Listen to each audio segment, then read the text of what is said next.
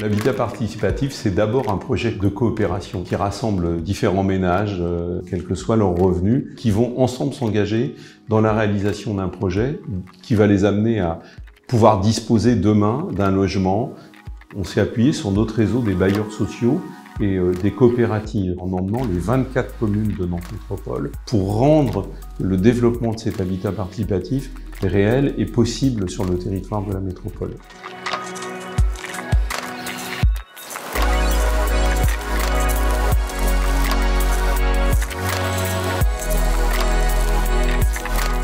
On avait envie d'aller plus loin, d'expérimenter l'habitat.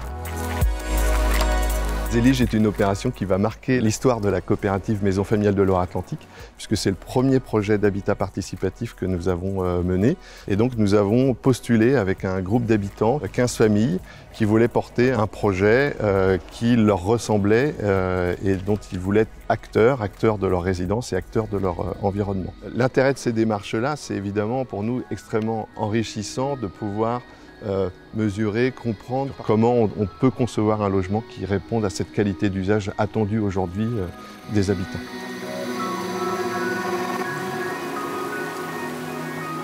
C'est la chance qu'on a pu avoir en participatif, c'est en fonction de ses besoins, de son budget. Nous, on a pu concevoir avec l'aide aussi d'une assistante à maîtrise d'ouvrage. Dès le départ, on souhaitait avoir donc bien sûr une pièce commune pour pouvoir se rassembler, faire nos réunions, recevoir de la famille. Il y a un atelier bricolage aussi. On a une buanderie et on a une chambre d'amis qui est au milieu du bâti. Et il y a cette terrasse commune aussi. Et après 7 ans de travail, de réunion, c'est une grande satisfaction d'arriver là, enfin. Ouais.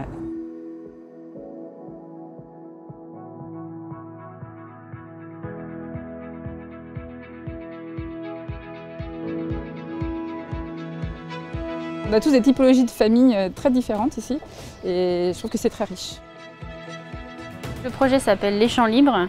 C'est un projet qui est à la fois mixte des logements en accession abordable et du locatif social. Donc première particularité. La deuxième, c'est le site, en plein centre-ville de Nantes, mais en cœur d'îlot préservé avec des arbres existants très présents. Troisième point particulier, c'est l'utilisation de matériaux biosourcés, puisque les murs sont en ossature bois avec de l'isolation en ballot de paille et du bardage bois très présent dans l'opération. Le projet a été conçu avec les habitants, 13 familles qui ne se connaissaient pas et qui ont fonctionné très bien tout de suite, c'était impressionnant. Ouais.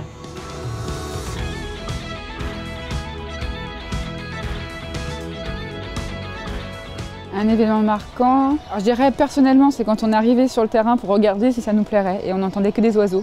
Et on s'est dit, ah mais c'est juste génial en fait. Et moi j'habite juste la terrasse qui est tout au bout là-bas. On a travaillé tous ensemble avec un cabinet d'études pour nous aider à construire le projet ensemble. J'ai énormément appris pendant ces 4 ans-là, sur le projet mais aussi sur moi, sur les autres. Alors oui, je conseillerais cette aventure à des amis. Après, il faut être motivé, il faut être patient. Et il faut avoir envie d'apprendre et d'évoluer tous ensemble.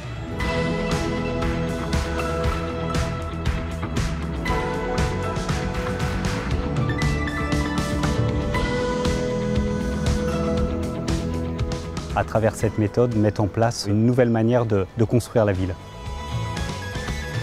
Les enseignements que l'on retire sont nombreux. Tout d'abord, les attentes des habitants, les tendances, un nouveau logement, un nouveau mode d'habiter, des nouveaux usages.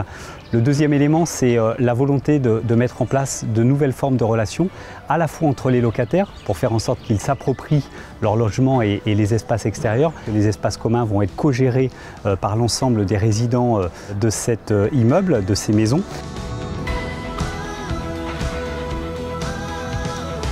Tirer des enseignements des personnes qui investissent les logements, je pense que c'est essentiel pour faire évoluer les pratiques chez nous en interne.